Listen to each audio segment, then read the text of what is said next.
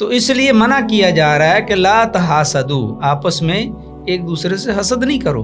منبع اور مرجع تو اللہ کی ذات ہے، اللہ نے اس کو دی ہے نعمت، وہ بہتر جانتا ہے کہ اس کو کیوں دی ہے۔ تو آپ کو اگر چاہیے تو آپ اللہ سے مانگیں۔ تم اس وقت تک جنت میں نہیں جاؤ گے جب تک کہ ایمان نہیں لاؤ گے، اور ایمان اس وقت تک نہیں تمہارا مکمل ہوگا جب تک تم آپس میں محبت نہیں کرو گے۔ کسی آدمی کے لیے جہنم میں جانے کے لیے، دوزخ میں جانے کے لیے یہ برائی کافی ہے، ان یحقر اخا المسلم، کہ وہ اپنے مسلمان بھائی کو حقیر جانے۔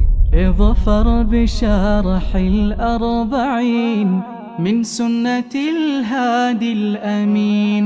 الحمد للہ رب العالمین والعاقبۃ للمتقین والصلاة والسلام علی رسولہ الکریم، اما بعد، عن ابی ہریرہ رضی اللہ تعالی عنہ قال قال رسول اللہ صلی اللہ علیہ وسلم لا تحاسدوا ولا تناجشوا ولا تباغضوا ولا تدابروا ولا يبي بعضكم على بيع بعض وكونوا عباد الله اخوانا المسلم اخو المسلم لا يظلمه ولا يخذله ولا يكذبه ولا يحقره التقوى هاهنا ويشير إلى صدره 3 مرات بحسب امرئ من الشر أن يحقر أخاه المسلم كل المسلم على المسلم حرام دمه وماله وعرضه اخرجہ المسلم رحمہ اللہ۔ یہ حدیث مبارکہ، اس کا نمبر 35 ہے، 35 نمبر۔ اس کا موضوع اسلامی اخوت کے تقاضے۔ یہ بہت عظیم حدیث ہے، ہماری معاشرتی برائیوں کی اصلاح میں اس حدیث کا بہت اہم کردار ہے۔ معاشرے میں بہت سی برائیاں آپس میں پائی جاتی ہیں جس کو عام طور پر لوگ برا ہی نہیں جانتے، تو یہاں ان سے منع کیا جا رہا ہے اور اسلامی اخوت کی حقیقت اور اس کے تقاضے بیان کیے جا رہے ہیں۔ حدیث کی ابتدا ہو رہی ہے کہ لا تحاسدوا، آپس میں حسد نہ کرو۔ یہ تفاعل کا صیغہ ہے اور مفاعلہ کا معنی اس کے اندر۔ مفاعلہ میں یہ معنی ہوتا ہے کہ آپس میں مقابلہ بازی، ایک کرے گا تو دوسرا بھی کرے گا، دونوں کا آپس میں اس عمل کو جو دونوں کی طرف سے ہو رہا ہو۔ تو ولا تحاسدوا، آپس میں ایک دوسرے سے حسد نہ کرو۔ مسلمان آپس میں ایک دوسرے سے حسد نہ کریں۔ حسد کیا ہے؟ میرے خیال اگر پہلے اس کا پوری کا ہم ترجمہ کریں گے پھر اس کی تشریح کریں گے تو یہ حدیث تھوڑی بڑی ہے تو کافی وقت چاہیے ہوگا، تو میں اس کو ایک لفظ کی کہ معنی بھی بیان کر رہا ہوں، اس کی شرح بھی ساتھ ساتھ کر رہا ہوں۔ ولا تحاسدوا، آپس میں حسد نہ کرو۔ حسد کیا ہے؟ حسد ایک ایسی خصلت ہے جو انسان میں، اس کو اچھے معنی میں بھی لیا گیا اور برے معنی میں بھی۔ اچھا معنی تو یہ ہے کہ حسد جیسے حدیث میں آتا ہے کہ لا حسد الا فی الاثنین، تو وہاں حسد کا معنی ہے رشک، کسی پر فخر کرنا۔ غبطہ بھی عربی میں اس کا لفظ استعمال ہوتا ہے۔ تو ایک حسد ہے جو مذموم ہے، جس کی مذمت کی جاتی ہے۔ وہ حسد کیا ہے؟ وہ حسد یہ ہے کہ کوئی آدمی کسی بھی دوسرے مسلمان بھائی کے پاس کوئی نعمت دیکھے اور یہ تصور کرے، یہ اس کی خواہش ہو، یہ چاہت ہو کہ یہ نعمت اس سے چھن جائے اور میرے پاس آ جائے۔ یہ نعمت اس کے پاس نہیں ہونی چاہیے، یہ اس کو کیوں ملی ہے؟ یہ نعمت کوئی بھی خوبی ہے، کوئی مال و دولت ہے، اولاد ہے، گاڑی ہے، گھر ہے، یہ چاہت رکھنا کہ اس سے چھن جائے مجھے مل جائے، یہ جو حسد ہے اس سے منع کیا جا رہا ہے کہ یہ گناہ ہے، یہ مذمت ہے، یہ برا ہے۔ ہاں اگر اس کے اوپر رشک کیا جا رہا ہے، کیا بات ہے کہ اللہ نے اس کو دیا ہے، یہ کتنا خوش نصیب ہے، یا اللہ جو آپ نے اس کو نعمت دی ہے اس کی نعمت کو قائم و دائم رکھ، برکت دے اس میں، اے اللہ تو نے اس کو دی ہے، یا اللہ تو مجھے بھی دے دے، تو یہ جائز ہے۔ تو حسد ایک ایسی آگ ہے جس میں انسان جس پر حسد کرتا ہے اس پر تو بعض دفعہ اثر ہوتا ہے، بعض دفعہ نہیں ہوتا۔ البتہ حسد بہت زیادہ، نظر بد اور حسد یہ ایک ہی طرح کی چیزیں ہیں، تو اس سے دوسرے کو بعض دفعہ نقصان ہوتا ہے لیکن وہ کم ہے۔ سب سے پہلے حسد کرنے والا خود اپنی آگ میں جلتا ہے، تو اس لیے منع کیا جا رہا ہے کہ لا تحاسدوا، آپس میں ایک دوسرے سے حسد نہیں کرو۔ منبع اور مرجع تو اللہ کی ذات ہے، اللہ نے اس کو دی ہے نعمت، وہ بہتر جانتا ہے کہ اس کو کیوں دی ہے۔ تو آپ کو اگر چاہیے تو آپ اللہ سے مانگیں اور اس پر یہ حسد نہ کریں کہ وہ اس سے چھن جائے اور آپ کے پاس آ جائے۔ ایک حدیث ہے ابو داؤد کی جس کے اندر کلام ہے، لیکن اس حدیث چونکہ یہ صحیح مسلم کی حدیث ہے تو اس سے اس کا معنی ہم کہہ سکتے ہیں کہ اس کی سند تو کمزور ہے لیکن معنی اس کا صحیح ہے۔ ایاکم والحسد فإن الحسد یاکل الحسنات کما تأکل النار الحطب، کہ حسد سے بچو، حسد نیکیوں کو اس طرح کھا جاتا ہے جیسے کہ آگ لکڑی کو کھا جاتی ہے۔ حسد کرنے سے، حسد کرنے والے کی خود کی نیکیاں ضائع ہوتی ہیں، اس لیے اس حدیث میں کہا جا رہا ہے کہ آپس میں حسد نہیں کرو۔ اور یہ آج بیماری بہت زیادہ ہے، ہر تیسرا آدمی، ہر پانچواں آدمی نظر بد اور حسد کا شکار ہے۔ کسی بھی آدمی کے پاس کوئی نعمت ہے، کوئی بھی اللہ کی نعمت ہے، کسی بھی طرح کی نعمت ہے، دوسرا آدمی فوراً پیٹ پکڑ کر بیٹھ جاتا ہے، سر پکڑ کر بیٹھ جاتا ہے، وہ فوراً، ایک تو ہمارے اندر دینی معلومات کی کمی ہے، دین کی بہت زیادہ کمی ہے، تو دین تو یہ کہتا ہے کہ کسی کی اچھائی دیکھو تو فوراً اس کو دعا دو، ماشاءاللہ، تبارک اللہ، اللہ آپ کو کے لیے بابرکت بنائے، اور تبارک اللہ، ماشاءاللہ یہ کہنے سے وہ نظر بد کے جو اثرات ہیں وہ ختم ہو جاتے ہیں۔ ہم اس پر ایک تو دل کے اندر ہوتا ہے کہ اس کو کیوں مل گئی، حسد کی بیماری لے کر بیٹھے ہوتے ہیں، اور حسد اور نظر بد انسانوں سے، آج انسانوں میں یہ بہت بڑی بیماری ہے اور بہت سے گھر اس بیماری کا شکار ہیں۔ اس لیے اس سے بچا جائے، اس کو چھوڑا جائے اور اللہ سے مانگا جائے، اور کسی کی نعمت پر، بھائی کی نعمت پر خوش ہونا۔ اور یہ وہ جو حدیث ہے کہ اگر ایک آدمی کسی اپنے مسلمان بھائی کے لیے دعا کرتا ہے تو یہ بہترین نسخہ ہے کہ اگر اس کے ظاہر غیب میں، اس کے عدم موجودگی میں، پیٹھ پیچھے اس کے لیے کوئی بھی اچھائی بھلائی کی دعا کرتا ہے، گویا کہ وہ اس کے لیے نہیں کر رہا، وہ اپنے لیے کر رہا ہے، کیونکہ فرشتہ اللہ تعالیٰ مقرر کر دیتا ہے، اور فرشتہ آ کر کہتا ہے آپ کو بھی اللہ وہی کچھ عطا کرے جو آپ اپنے بھائی کے لیے مانگ رہے ہیں۔ تو ولا تناجشوا، دوسرا جو اس حدیث کے اندر بتایا جا رہا ہے کہ ایک معاشرتی برائی ہے، وہ یہ ہے، التناجش کہتے ہیں، النجش کہتے ہیں کسی آدمی کا کسی چیز پر بغیر وجہ کے بولی بڑھانا، اس کی قیمت بڑھانا۔ وہ اس مال کو خریدنا نہیں چاہ رہا لیکن وہ اس مال والے مالدار آدمی کو، جس کا وہ مال ہے، اس کو فائدہ دینے کے لیے یا خریدار کو فائدہ دینے کے لیے وہ وہاں جا کر بولی لگاتا اور اس کی قیمت بلا وجہ بڑھا دیتا ہے۔ خود خریدنے کا اس کا ارادہ نہیں، خود نہیں خرید رہا، خود خریدار نہیں ہے، تو دوسرے کے لیے وہ اپنا قیمت بڑھا رہا ہے تاکہ اس کے مال کی قیمت بڑھ جائے۔ تو صرف بولی دینا، چیز کی قیمت بڑھانا، یہ بھی اسلام نے منع کیا کیونکہ اس کے اندر دھوکہ ہے. یا تو دونوں کو دھوکہ ہوگا، اس میں دونوں کے لیے نقصان ہوگا، یا ایک کو ضرور نقصان ہوگا. تو اس لیے منع کیا جا رہا ہے کہ اس طرح بغیر ضرورت کے، بغیر وجہ کے. ہاں اگر وہ خریدار ہے اور دونوں بولی بڑھا رہے ہیں تو اس میں وہ جائز ہے، لیکن اگر خریدنا ہی نہیں چاہتا بلا وجہ اور دھوکہ دے کر خریدار کی شکل میں آ کر یا بیچنے والے کی شکل میں آ کر وہ قیمت بڑھاتا ہے، بولی بڑھاتا ہے، تو یہ منع ہے. ولا تباغضوا، اور آپس میں ایک دوسرے سے بغض نہ رکھو، اناد نہ رکھو.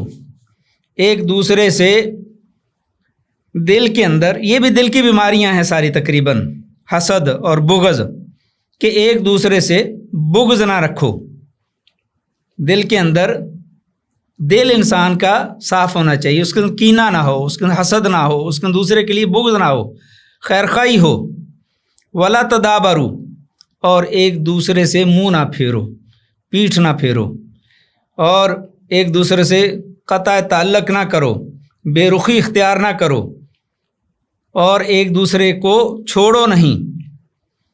ولا یبیع بعضکم علی بیع بعض، یہ دیکھیں کتنی قیمتی نصیحت ہے، کتنی قیمتی تعلیم ہے کہ آپس میں، چونکہ یہاں سے لڑائیاں، جھگڑے اور اختلافات شروع ہوتے ہیں.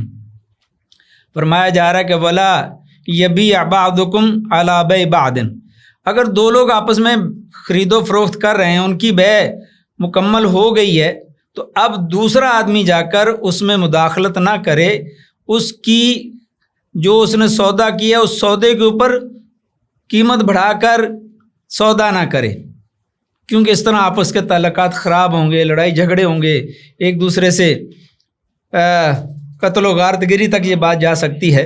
تو یہاں منع کیا جا رہا ہے کہ اگر ایک آدمی کسی سے کوئی سودا خرید لیتا ہے، اس کا سودا پکا ہو گیا ہے، ہاں اگر سودا پکا نہیں ہوا تو پھر تو آپ اس میں مداخلت کر سکتے ہیں، وگرنہ آپ کے لیے جائز نہیں ہے کہ آپ کسی کی بیع، خرید و فروخت میں، جو وہ آپس میں خرید و فروخت کر رہے ہیں، اس میں آپ جا کر بلا وجہ کی مداخلت کریں. ایک حدیث مبارکہ ہے جو کہ صحیحین کے اندر بھی ہے کہ نبی اکرم صلی اللہ علیہ وسلم نے فرمایا کہ دھوکہ دینے کی خاطر کسی چیز کی قیمت کو بڑھانے والا سود خور ہے. تو دھوکہ یہ بھی ایک قسم کا دھوکہ ہے کہ وہ ان کی بیع ہو رہی ہے، اب ان کو لالچ دے کر، یا اس سے پہلے جو ہم نے کہا ہے کہ تناجش، بولی بڑھانا، یہ اسلام میں منع ہے. اور دوسرے کا خیال رکھا جا رہا ہے کہ اپنے دوسرے مسلمان بھائی کے لیے خیرخواہی کے جذبات ہوں، نہ کہ اس کے لیے آپ اس کو نقصان پہنچانے کی کوشش کریں. اور یہ ساری باتیں کرنے کے بعد پھر اللہ کے پیارے حبیب صلی اللہ علیہ وسلم فرما رہے ہیں کونوا عباد اللہ اخوانا، کونو بن جاؤ، ہو جاؤ، عباد اللہ، اللہ کے بندو، اخوانا، بھائی بھائی. آپ اگر حقیقی بھائی نہیں بھی ہیں، ایک ماں اور باپ سے نہیں ہیں، تو مسلمان تو ہیں نا، آپس میں آپ مسلمان بن جاؤ. اور مسلمان دوسرے مسلمان کا خیر خواہ ہوتا ہے، ایک مسلمان دوسرے مسلمان سے محبت کرتا ہے. المسلم اخو المسلم، مسلمان کا بھائی ہے. اور فرمایا کہ لا یظلمہ، وہ اس پر ظلم نہیں کرتا، نہ اس پر ظلم کرتا ہے، نہ اس پر ظلم ہونے دیتا ہے. ولا یخذلہ، اور اسے ذلیل نہیں کرتا، اسے رسوا نہیں کرتا. اس کی ضرورت ہے، اس کو کوئی حاجت ہے تو اس کی ضرورت اور حاجت کے وقت اس کو چھوڑتا نہیں، اس سے کنارہ کشی نہیں کرتا، اس کا ساتھ دیتا ہے. اسلام کی کتنی قیمتی تعلیمات ہیں کہ مسلمان کو جائز نہیں کہ دوسرے مسلمان ظلم کرے. کوئی بھی شکل ہو سکتی ظلم کی، کسی بھی شکل میں ظلم ہو سکتا ہے. کوئی بھی شکل اگر اس کے اوپر زیادتی ہے، تجاوز حد سے ظلم ہے اس کے اوپر، تو اسلام اس سے منع کر رہا ہے. ولا یکذبہ، اور اس کو جھٹلائے نہیں، بات بات پر اس کو جھٹلانا، اس کی بات کو جھوٹا کہنا، یا اس کو اپنے عمل سے، اپنے کردار سے کسی بھی طرح سے اس کو جھوٹا ثابت کرنا، یہ بھی مسلمان کا شیوا نہیں ہے۔ ولا یحقرہ، اور اس کو حقیر نہ سمجھے، اس کو اپنے سے کمتر نہ سمجھے، اپنے آپ کو اس سے اعلیٰ نہ سمجھے، اس کے کسی بھی صفت کی وجہ سے، کسی بھی اس کے معاملے کی وجہ سے، کسی بھی اس کی پہچان کی وجہ سے اس کو حقیر نہ سمجھے، اس کو اپنے سے کمتر نہ سمجھے۔ حقیر اور کمتر اسی وقت سمجھا جاتا ہے جب اس کے اندر تکبر ہوتا ہے۔ حدیث میں تو آتا ہے کہ لا تدخلون الجنۃ حتی تؤمنوا ولا تؤمنوا حتی تحابوا اولا ادلکم علی شیء اذا فعلتموہ تحاببتم افشوا السلام بینکم۔ صحیح مسلم شریف کی یہ بھی روایت ہے کہ تم اس وقت تک جنت میں نہیں جاؤ گے جب تک کہ ایمان نہیں لاؤ گے، اور ایمان اس وقت تک نہیں تمہارا مکمل ہوگا جب تک تم آپس میں محبت نہیں کرو گے۔ تو یہ ظلم کرنا، حقیر سمجھنا، اس کو بے یار و مددگار چھوڑ دینا، اس کو جھٹلانا، یہ تو محبت کے منافی چیزیں ہیں۔ تو ایمان تو اس وقت آئے گا جب آپس میں محبت ہوگی، جب دلوں کے اندر قرب ہوگا۔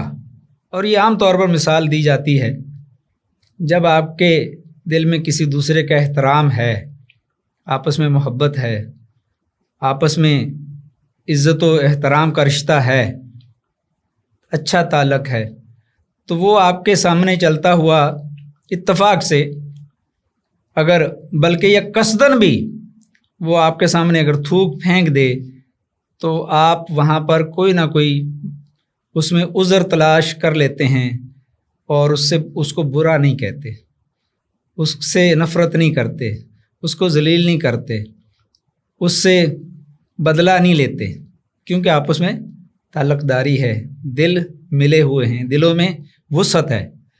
اگر کوئی آدمی جس کی آپ سے کوئی رنجش ہے، آپ کے دل میں اس کے بارے میں کوئی بودھ ہے، بغض ہے، وہ اگر اتفاق سے بھی آپ کے برابر سے گزرتے ہوئے اگر اس کے منہ میں تھوک آئی ہے اور اس نے پھینکی ہے تو آپ فوراً پکڑیں گے کہ یہ دیکھیں اس نے مجھے دیکھ کر مجھے حقیر جانا ہے، مجھ سے نفرت کرتے ہوئے اس نے میرے منہ پر میرے سامنے تھوک پھینکا ہے۔ تو اگر دل کے اندر وسعت ہو تو یہ اتنا بڑا اس کا عمل بھی اس کے لیے وہ غلطی نہیں لگے گا۔ اور یہ آپس کی محبت، آپس کی تعلق داری اور ایک دوسرے سے قربت، یہ اسلام ہی پیدا کرتا ہے، اسلام سے یہ ساری چیزیں پیدا ہوتی ہیں۔ اگر آپ کے اندر ایمان ہے، اسلام ہے، دینداری ہے۔ اور آگے فرمایا التقوی ہا ہونا و یشیر الی صدرہ ثلاث مرات، ایک مرتبہ نہیں، آپ نے 3 مرتبہ اشارہ کیا، یشیر الی صدرہ، اپنے سینے کی طرف، اپنے دل کی طرف، کہ تقوی کا محل یہ دل ہے۔ اور یہ اوپر جتنی معاشرتی برائیوں کا تذکرہ کیا گیا ہے یہ بھی دل میں ہوتی ہیں، حسد، بغض، بعد، نفرت، کسی کو نیچا دکھلانا، کسی پر ظلم کرنا، کسی کو حقیر جاننا، یہ ساری دل کی بیماریاں ہیں۔ تو کہا کہ یہ بیماریاں ہیں، اس کو دور کرنے کا ذریعہ یہ کہ دل کو پاک رکھا جائے، اس دل کو صاف رکھا جائے، اس دل میں یہ اس طرح کی بیماریاں آنے نہ دی جائیں، ان کو نکال دیا جائے۔ تو یہ جملہ کہ تقوی یہاں ہے، تو تقوی کا اصل تقوی ہونا چاہیے، اس میں یہی اس کا اصل محل ہے۔ اور یہ جو بیماریاں ہیں، یہ جو برائیاں ہیں، یہ یہاں نہیں ہونی چاہیے، ان کو اس جگہ سے دور کیا جائے۔ اور اس کے بعد فرمایا بحسب امرئ من الشر، کسی آدمی کے لیے جہنم میں جانے کے لیے، دوزخ میں جانے کے لیے یہ برائی کافی ہے، ان یحقر اخا المسلم، کہ وہ اپنے مسلمان بھائی کو حقیر جانے، اپنے مسلمان بھائی کو اپنے سے کم تر سمجھے۔ تو مسلمان بھائی کو کم تر سمجھنے کا مطلب کیا ہے؟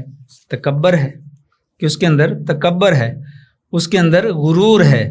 اور آپ کو پتہ ہے کہ جس کے دل میں تکبر ہے رائی کے دانے کے برابر بھی، وہ جنت میں نہیں جائے گا. جو آدمی اپنے دل میں تکبر رکھتا ہے، جس میں تکبر ہے، غرور ہے، لا يدخل الجنت من کان فی قلبہ مثقال ذرۃ من کبر. صحیح مسلم شریف کی بھی یہ روایت ہے کہ جس کے دل میں رائی کے درانے کے برابر بھی غرور ہوگا، تکبر ہوگا، اور تکبر ہے ہی یہ بطر الحق و غمط الناس، حق بات کو جانتے بوجھتے ٹھکرا دینا اور لوگوں کو حقیر سمجھنا، یہی تکبر ہے. تو جس کے اندر یہ تکبر ہوگا وہ جنت میں نہیں جائے گا. اور جہنم میں جانے کے لیے یہی شر کافی ہے. وہ کسی آدمی کو اپنے سے کمتر سمجھتا ہے، اس کی شکل و صورت کی وجہ سے، اس کی قوم قبیلے کی وجہ سے، اس کے نسب کی وجہ سے، اس کے پاس مال نہیں ہے، اس کے پاس گھر چھوٹا ہے، اس پہ گاڑی نہیں ہے، اس کے پاس کوئی بھی اللہ کی دی ہوئی نعمتوں میں سے نعمت کم ہے یا نہیں ہے، یا کوئی بھی اس کا کوئی دنیا میں مقام ہے، اس کو اپنے سے کمتر نہ سمجھا جائے. جو کچھ بھی ہے اس کے پاس اللہ کا دیا ہوا ہے. نہیں دیا تو اللہ نے اپنی، اس کی حکمت ہے. اگر اس کو نہیں ملا تو میں اور آپ کون ہوتے ہیں کہ اس پر اس کو حقیر سمجھیں. اور حقیر کا مطلب یہ ہے کہ ہمارے دل میں غرور ہے، تکبر ہے، اور تکبر سے اللہ تعالیٰ نے، اللہ کے پیارے حبیب نے صلی اللہ علیہ وسلم نے منع کیا ہے کہ کوئی آدمی تکبر اگر کرے گا تو وہ تکبر کرنے والا جنت میں نہیں جائے گا. اور آخر میں فرمایا کل المسلم علی المسلم حرام دمہ و مالہ و عرضہ. یہ ہر مسلمان دوسرے مسلمان کا بھائی ہے. ایک مسلمان کو دوسرے مسلمان کے لیے حرام ہے کہ اس کا خون بہائے. خون بہانا، اس کو قتل کرنا، یہ بھی حرام ہے اس کے لیے. اس کا مال چھیننا، چوری کرنا، دھوکے سے اس کا مال کھانا، کسی بھی طریقے سے اس کے مال کو ہڑپ کرنا، یہ بھی حرام ہے. اور اس کی عزت بھی حرام ہے. اگر اس کی عزت اچھالی جائے، اس کی پگڑی اچھالی جائے، اس کی عزت پر ڈاکہ ڈالا جائے، اس کی عزت کو پامال کیا جائے، وہ اس کے گھر کی طرف سے ہو، اس کے اپنی ذات کی طرف سے ہو، اگر وہ اس کی عزت کو پامال کرتا ہے تو یہ اس کا عمل حرام ہے. اس کو اسلام نے حرام قرار دیا ہے. مسلمان تو دوسروں کی عزتوں کا، ان کے مال کا، ان کی جان کا، ان کی اولاد کا محافظ ہوتا ہے، اور محافظ ہونا چاہیے، کیونکہ وہ لا یؤمن احدکم حتی یحب لاخیہ ما یحب لنفسہ. اس کا ایمان اس وقت تک مکمل نہیں ہوتا جب تک کہ وہی کچھ اپنے بھائی کے لیے پسند نہ کرے جو وہ اپنے لیے پسند کرتا ہے. کیا کچھ چاہے گا کہ اس کو قتل کیا جائے؟ کوئی چاہے گا کہ اس کی عزت اچھالی جائے؟ کوئی چاہے گا کہ اس کا مال اس سے چھینا جائے؟ تو جب آپ اپنے لیے نہیں چاہتے تو دوسرے کے لیے بھی نہیں چاہیں. تو یہ حدیث مبارکہ بہت عظیم حدیث ہے. اس کے اندر معاشرتی برائیاں جتنی بھی ہیں ان کا قلع کما کیا جا رہا ہے، سمجھایا جا رہا ہے، بتایا جا رہا ہے کہ ان برائیوں سے بچیں. اس سے اگر نہیں بچیں گے تو معاشرے کے اندر بے راہ روی، معاشرے کے اندر ظلم، معاشرے کے اندر تشدد رواج پکڑے گا. اگر ان برائیوں سے اپنے آپ کو بچائیں گے تو معاشرے کے اندر اخوت، بھائی چارہ، ہمدردی، خیر خواہی، ایک دوسرے سے تعلق داری یہ بڑھے گی. تو آخر میں جیسے ہم ہر حدیث کے فوائد بیان کرتے ہیں تو اس کا سب سے پہلا فائدہ یہ ہے کہ یہ حدیث دلیل علی حرمت الحسد والتباغض والتدابر والتناجش، کہ یہ چیزیں اسلام کی نظر میں حرام ہیں.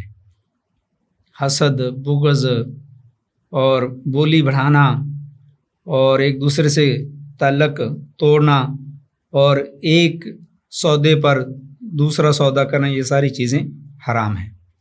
دوسرا فائدہ، اسلام لیس الاسلام عقیدۃ و عبادۃ محض. اسلام فقط عقیدہ اور عبادات کا نام نہیں ہے. اسلام معاملات، اخلاقیات، حسن معاملہ کا نام بھی ہے، صرف عبادت نہیں ہے، عقیدہ نہیں ہے. ان چیزوں کا بھی ہے کہ اس پر بھی عمل کیا جائے۔ تیسرا فائدہ یہ ہے کہ مسلمانوں کو تکلیف دینے سے منع کیا گیا ہے اس حدیث کے اندر، کہ آپ کسی مسلمان کو کسی بھی طرح ہاتھ سے، زبان سے، اشارے سے، اپنے کسی بھی رویے سے دوسرے مسلمان کو آپ تکلیف نہ دیں، نہ قول سے، نہ فعل سے، نہ اشارے سے۔ دوسرے مسلمان آپ سے محفوظ ہوں، دوسرا مسلمان آپ سے اس کو تکلیف نہ پہنچے۔ اور اسی طرح اس حدیث کے اندر چوتھا فائدہ یہ ہے کہ ظلم کو حرام قرار دیا گیا، ظلم منع ہے، ظلم نہیں کرنا، اور کسی مسلمان کو اپنے سے کم تر نہیں سمجھنا، حقیر نہیں سمجھنا، اور اس کو ذلیل نہیں کرنا۔ اور پانچواں فائدہ یہ ہے کہ تقوی کا جو محل ہے وہ انسان کا دل ہے۔ اگر دل صاف ہے، دل پاکیزہ ہے، دل طاہر ہے، تو پھر اس کے اعضاء، کیونکہ جو دل میں ہے وہی زبان پر آتا ہے، وہی، کیونکہ دل رئیس ہے پورے جسم کا، سردار ہے، تو اسی سے آگے سب نے احکامات لینے ہیں، اسی سے سیکھتے ہیں۔ اگر دل کے اندر ایمانداری ہے، تقوی ہے، پرہیزگاری ہے، تو اس کے اعضاء، ہاتھ، پاؤں، زبان، اس کی آنکھ، اس کے اندر بھی یہ ساری چیزیں، حیا، تقوی، پرہیزگاری ہوگی۔